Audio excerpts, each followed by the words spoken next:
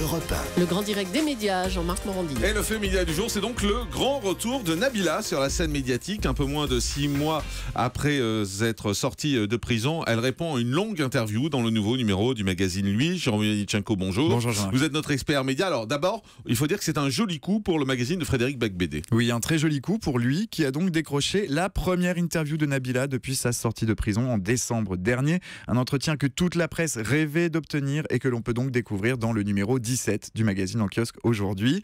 Une interview qui va immanquablement faire beaucoup parler. C'est même d'ailleurs le titre choisi pour cette rencontre. Cette phrase de Nabila, je cite, « On va faire un buzz de ouf » du Nabila dans le texte.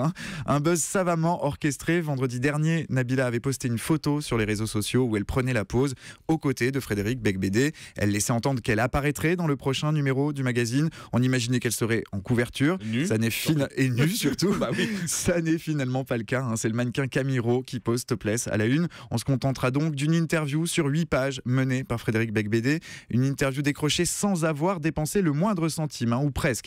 Lorsque Nabila raconte que le magazine Closer lui a proposé 100 000 € pour une interview, Frédéric Becbédé lui répond qu'il n'a pas les moyens, mais qu'il l'invite tout de même à dîner au Grand Véfour, tout de même l'une des meilleures tables de Paris, où les ravioles de foie gras sont quand même facturées 98 €. Pas si cher pour ce qui ressemble bien à un joli scoop. Alors dans cet entretien, Nabila revient sur cette fameuse nuit du 6 novembre dernier où elle est soupçonnée d'avoir poignardé son compagnon Thomas Vergara. Oui, tout en évitant soigneusement de rentrer dans les détails. Elle ne développe pas sa version des faits. Pour moi, c'est du passé, dit-elle, avant d'ajouter « Le plus important, c'est de savoir que deux personnes s'aiment et que ça a dégénéré à cause des médias et de cette tension. » Elle ajoute simplement que dans cette affaire, elle n'a rien fait, puis que tout cela est tellement compliqué. C'est tout ce qu'exprime Nabila sur le fond de l'affaire. En revanche, elle est beaucoup plus loquace pour évoquer Thomas, son compagnon, que la justice lui interdit toujours de rencontrer.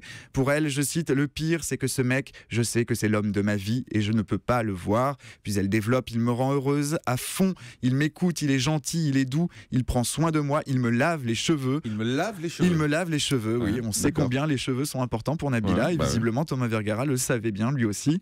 La bimbo revient aussi sur son C'est pour incarcération. l'histoire du shampoing, quand elle avait dit allô, le shampoing, allô quoi, je sais pas quoi. Non, oui, C'est ça. peut-être. C'est pour ça que vous dites que les cheveux c'est important pour elle. Absolument. Ah, d'accord, Et c'était voilà. ça votre... Ah Mais oui, c'est- j'ai vu que vous n'aviez pas compris. Ah bah non. Heureusement que j'explique. Heureusement que vous connaissez mieux la télé-réalité que moi.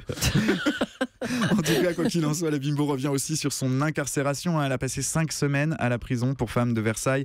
Le plus dur pour elle, je cite toujours, pas de fer à lisser, pas de fond de teint, des douches communes, des pâtes au thon et du pain sec au menu tous les soirs. Une expérience qui a tout de même permis à Nabila de retrouver le sens des priorités.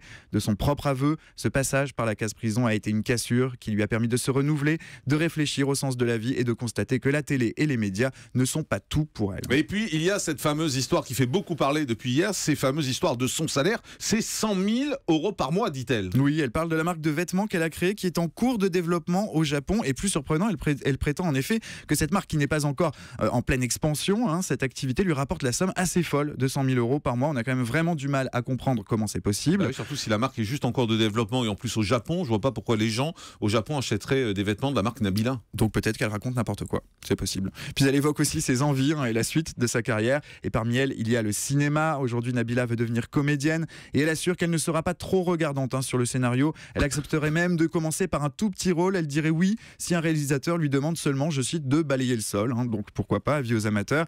Elle confie aussi être en train de travailler sur un projet de film qui aborderait la thématique des mariages forcés et plus largement du féminisme, un projet qu'elle prépare avec la réalisatrice Lisa Azuelos. Mais à moyen terme, son projet le plus abouti pour l'heure, c'est son procès.